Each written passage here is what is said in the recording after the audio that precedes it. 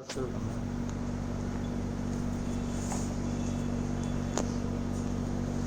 नमस्कार। आज हम ये लैटिन मैगजीन्स में इनको देखेंगे। पहला मैगजीन है कैबेट इंटर। कैबेट इंटर को इंग्लिश में कहते हैं बायर बीवेयर। बायर बीवेयर का हिंदी अर्थ है क्रेता सावधान रहे।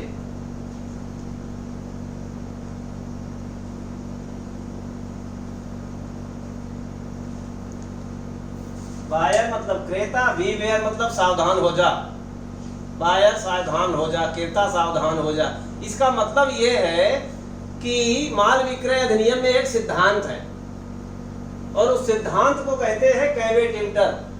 शर्त और वारंटी के चैप्टर में माल विक्रय अधिनियम 1930 के शर्त और वारंटी के चैप्टर में एक धारा 16 है और धारा 16 में ये सिद्धांत निहित है जो कि कहता है कि इस अधिनियम के और तत्समय प्रवृत्त किसी अन्य विधि के प्रावधानों के अधीन अध्यधीन सिवाय निम्न के, उसमें 4 अपवाद दिए हुए हैं सिद्धांत के, सिवाय निम्न के विक्रेता का क्रेता के प्रति या खरीदे गए माल के प्रति किसी प्रकार के माल की उपयुक्तता या गुणवत्ता के लिए विक्रेता की कोई जिम्मेदारी नहीं होगी।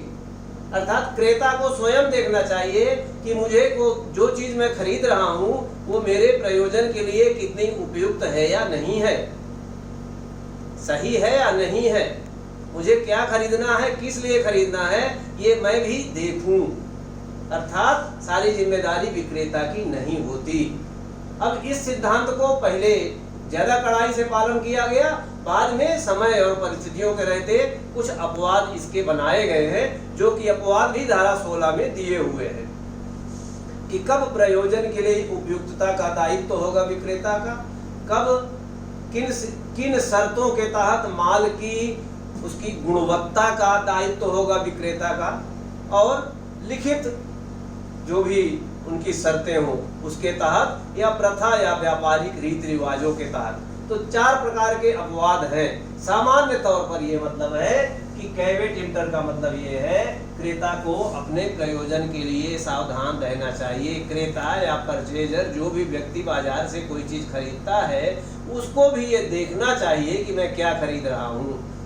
आंख मूंद कर वो कोई चीज खरीद के और बाद में कहे कि विक्रेता ने मुझे गलत चीज पकड़ा दी, तो विक्रेता अगर उन अपवादों के तहत नहीं आता है तो फिर विक्रेता का जिम्मेदारी नहीं होगी। ये मतलब है इसका।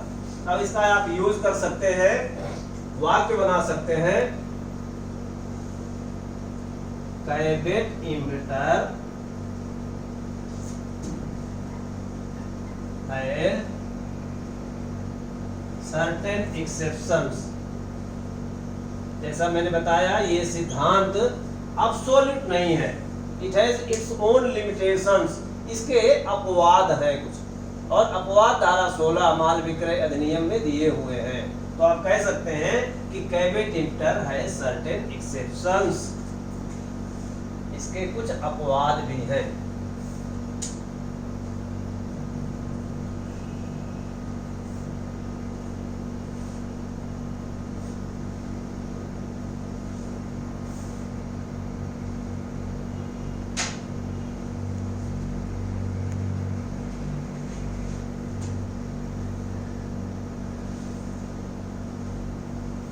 अगला लैटिन मैगजीम है कंसेंसस एड idem.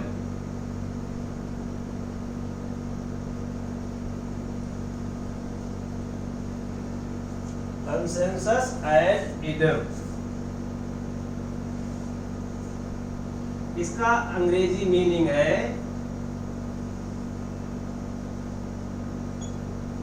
Meeting of 2 minds, agreement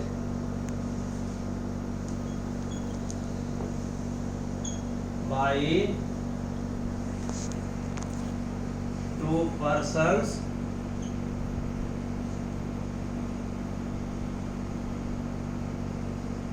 upon the same thing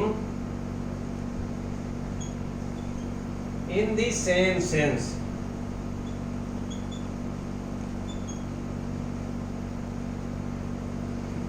माल विक्रय कॉन्ट्रैक्ट एक्ट में पहले सेमेस्टर में धारा 13 में कंसेंट की परिभाषा बताई गई है।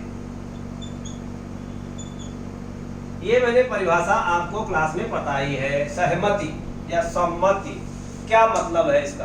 धारा 13 कहती है two persons are said to consent when they agree on the same thing in the same sense. दो व्यक्ति सहमत हुए तब कहे जाते हैं जब वह किसी एक ही बात में एक ही अर्थ में सहमत हो। उसी बात का ये लैटिन मैगजीम है कंसेंसस एड इडेम। देखिए, हो सकता है दो व्यक्ति एक बात पर तो सहमत हो लेकिन सेंस अलग अलग हो।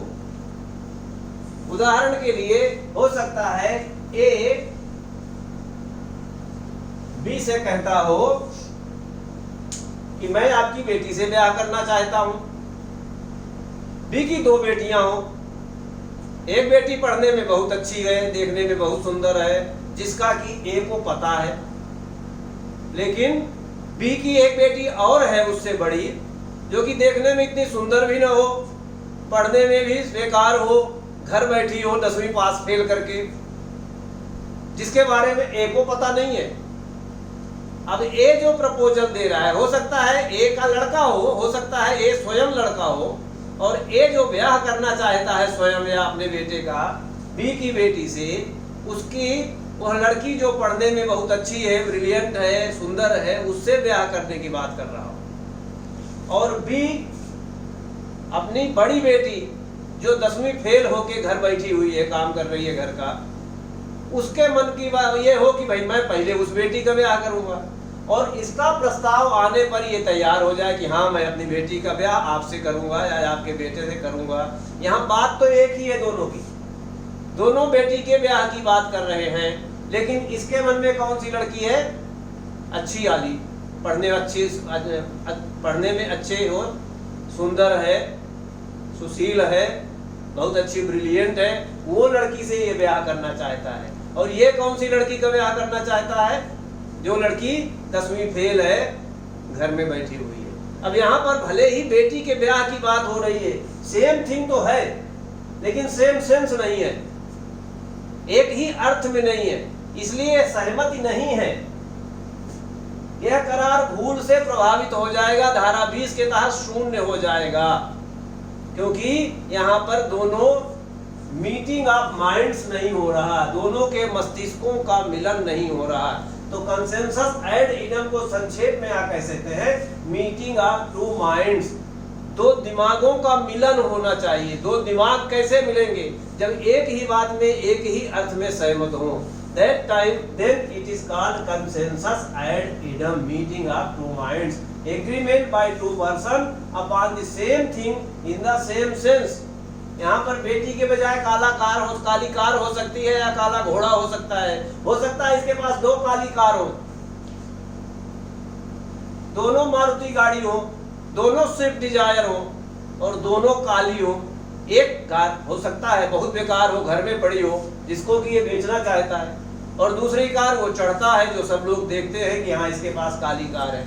अब हो सकता है ये कहे कि मैं तुम्हारी काली कार स्विफ्ट डिजायर काली कार खरीदना चाहता हूँ, और ये कहता है हाँ मैं अपनी स्विफ्ट डिजायर काली कार बेचना चाहता हूँ, लेकिन इसके मन में पुरानी कार है और इसके मन में अच्छी वाली कार है, इसलिए यहाँ पर मीटिंग ऑफ माइंड्स नहीं है, और ये एग्रीमेंट शून्य हो जाएगा धारा 20 के तहत, क्योंकि कंसेंसस एड इडम नहीं होगी।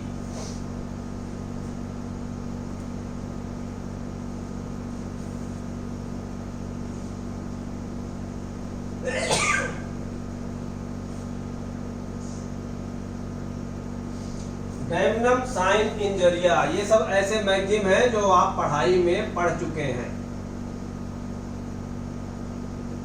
Damnum sine injuria, damages without injury.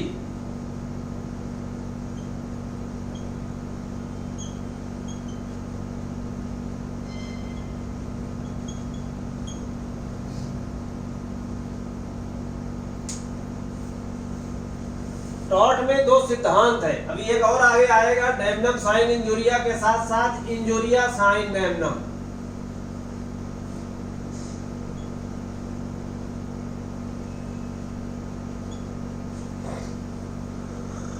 और आप टॉट में पढ़ चुके हैं, नहीं पढ़ चुके हैं तो ध्यान से देख लीजिएगा।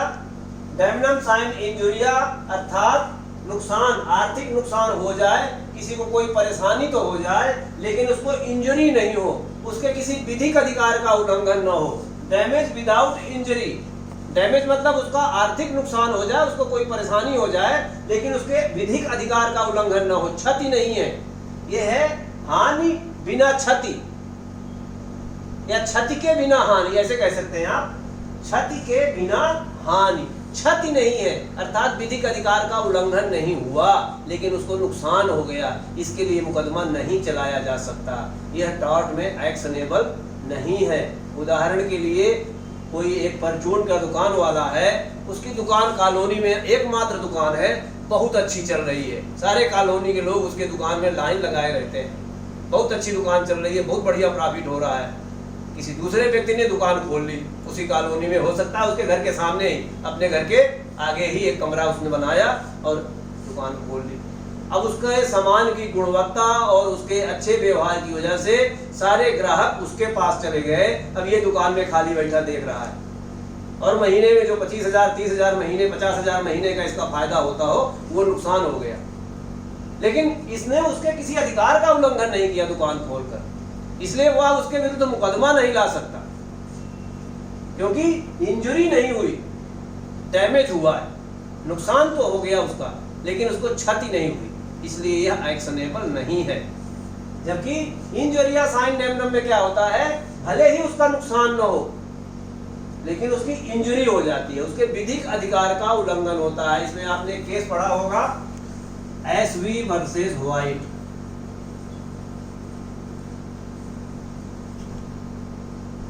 ये है इंजुरी विदाउट डैमेज।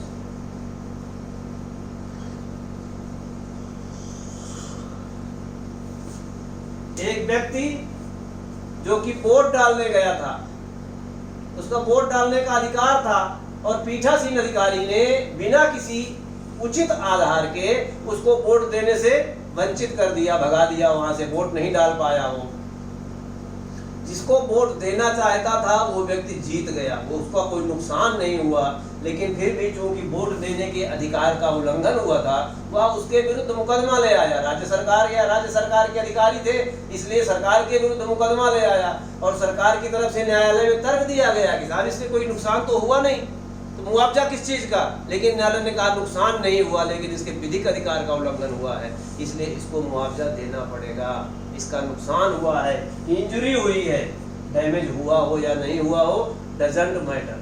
तो जब डैमेज है और इंजरी नहीं है तो एक्शनेबल नहीं है, वाद नहीं लाया जा सकता। लेकिन इंजरी है, भले ही डैमेज न हुआ हो, वाद लाया जा सकता है, ये एक्शनेबल है। अब आप इनका यूज कर सकते हैं, damnum sine injuria is not actionable, इसको कह सकते हैं injuria sine damnum is actionable.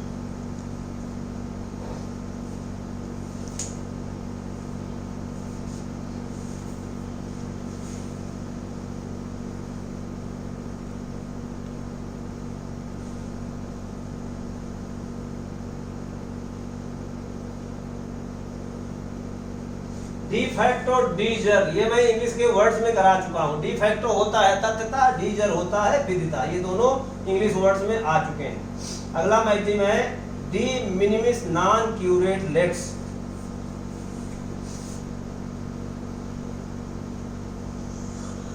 D मिनिमिस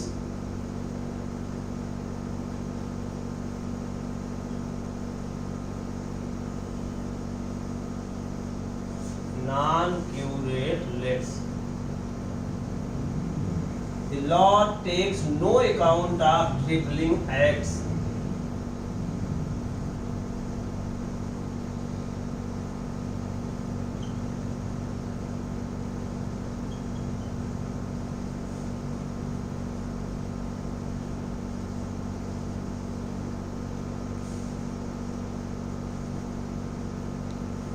विधि छोटे छोटे कार्यों का, तुच्छ कार्यों का संज्ञान नहीं लेती। विधि छोटे कार्यों का संज्ञान नहीं लेती, अर्थात छोटी घटनाएं, जो तुच्छ घटनाएं हैं, जिसको कहा जा रहा है क्या क्या बात करते हो, छोटी बात है, बेकार सी बात है। तो जो छोटी बातें हैं, जो तुच्छ बातें हैं, उन पर कानून भी, लॉ भी ध्यान नहीं लेता, अर्थात उनका कोई अकाउंट नहीं लेता, उनके बारे में कोई वाद दायर नहीं किया जा सकता। उदाहरण के लिए देखिए, चोरी में आप पढ़ेंगे, चोरी के 5 आवश्यक तत्व होते हैं। चल संपत्ति होनी चाहिए, बेईमानी पूर्वक आशय होना चाहिए, एक जगह से दूसरे जगह उसका मूवमेंट होना चाहिए, बिना सहमति के होने चाहिए। ऐसे 5 आवश्यक तत्व होते हैं धारा 378 में। और जब वो 5 तत्व हो जाएंगे तभी चोरी होगी। अब थोड़ी देर के लिए मान लीजिए किसी की एक स्याही, अब आजकल तो पेन स्याही वाले चल नहीं रहे, पहले स्याही वाले पेन चलते थे, फाउंटेन पेन चलते थे, उनमें स्याही डाली जाती थी, ड्रापर होता था, ड्रापर से उसमें स्याही डालते थे। अब मान लीजिए किसी की स्याही की दवात रखी है और वो कहीं चला गया अपनी स्याही की दवात रखकर, दूसरा व्यक्ति आया, उसके पेन में स्याही नहीं है, उसने उस स्याही से अपने पेन में स्याही डाल ली। अब उसने चोरी की, वो चोरी के 5 तत्व बताना भी नहीं चाहता, उसे छिपाकर उसने स्याही, जो कि उसकी चल संपत्ति है दूसरे व्यक्ति की, उसको अपने पेन में बेईमानी पूर्वक आशय से डाल लिया। लेकिन अब क्या इसके लिए वो मुकदमा ला सकता है? नहीं ला सकता। रिपोर्ट भी करेगा तो पुलिस वाले भी और न्यायालय भी दोनों उसको भगा देंगे, दुत्कार देंगे, क्या छोटी सी बात, इसकी शिकायत लेके आए। क्यों? D minimis non curat lakes ला, कानून भी छोटी मोटी बातों का तरजीह नहीं देता, छोटी मोटी बातों को कोई तरजीह नहीं देता। अब ऐसे बड़े मैगजीन्स को आप कह सकते हैं de minimis non curat lex means that, ये बन गया वाक्य,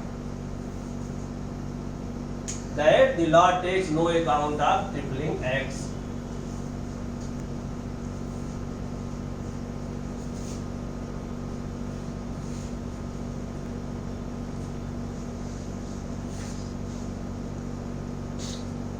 degree निसी,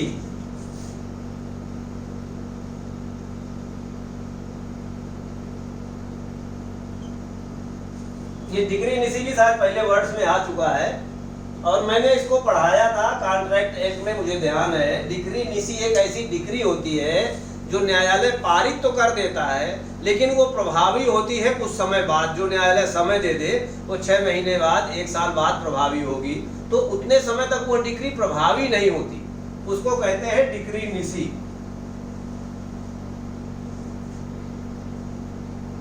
A degree which takes except after a decree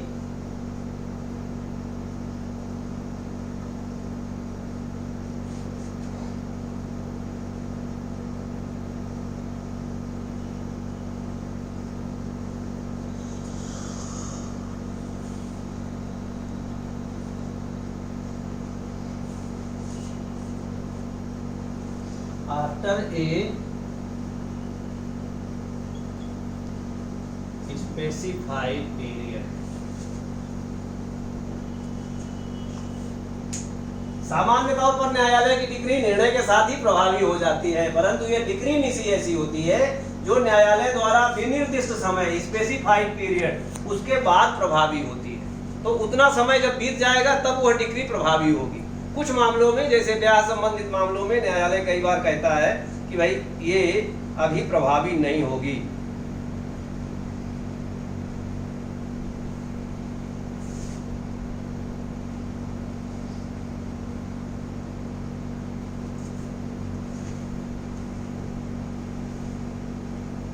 delegates non पोटेस्ट डेलीगेयर, अगला